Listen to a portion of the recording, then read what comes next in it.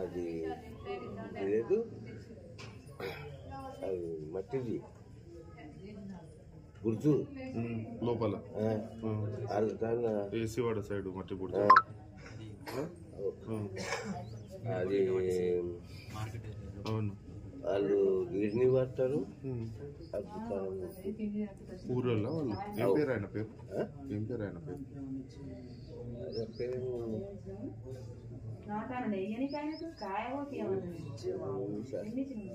సరే ఒకసారి ఎండి నిజంగా ఈ వస్తువులు తెచ్చి చెప్పాలా? జీనపల్లి. ఏం జరిగింది? మీరు ఏమైంది? ఎట్లా అయింది మీ వారు? ఏం జరిగింది? తెచ్చిన దినుసులన్నీ తెచ్చి అవి తీసుకుపోయి పాలెంలో మా బిడ్డతాన పట్టుకొచ్చిన. పట్టుకొస్తే ఆమె కాళ్ళు నొప్పులు ఉన్నాయి అట్లా అని చెప్పి ఇంత తీసుకున్నది. నేను ఇంటికి తెచ్చి గుడి వెళ్ళి చేస్తుంటే మా భార్య పోసేసుకున్నది.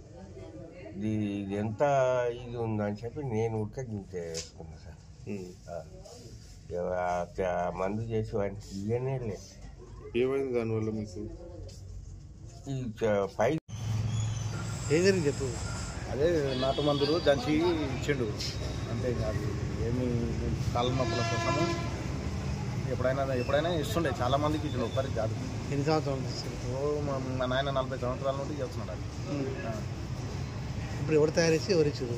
మా నాయన తయారు చేస్తున్నాడు.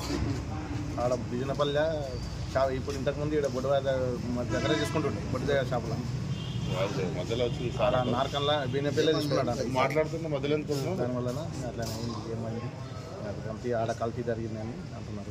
ఎంతమందికి ఇచ్చారు? మా ఊళ్ళో కూడా తెలుసు సార్. ఎవరికి వెళ్ళే సార్, ఎవరికి వెళ్ళే. మా వాళ్ళ కాకి మేము చార్జ్ చేసి ఇస్తున్నాం.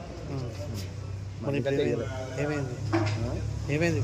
ఏమి అదే కాళ్ళ నొప్పులు అది చెప్పి చెప్పుడు ఎప్పుడైనా చేసుకుంటుండే, తెచ్చుకొని తయారు చేసుకొని తింటుండే ఈ హాస్పిటల్ మందులు తినకుండా. ఇప్పుడు ఏమైంది? అదే పాయిజన్ లాగా అయింది అది. మరి అదే వాంతులు వచ్చినాయి ఊళ్ళో. వాంతులు వస్తే మా పిల్లలు తీసుకొని వచ్చారు. మా అన్న పడుకున్నాడు, తీసుకున్నాడు. ఏమైంది? ఇప్పుడు మా అమ్మ అయితే ఇంతకుముందు బీపీ షుగర్ ఎక్కువ ఉండే. బీపీ అయితే మా అమ్మకు 200 పైన. ఈ షుగరు ఇది 100 దీనివల్ల జరిగిందా మరి ఎంత?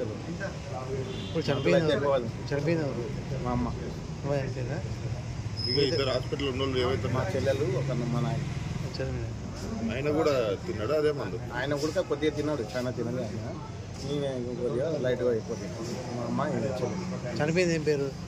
చాన్బీ.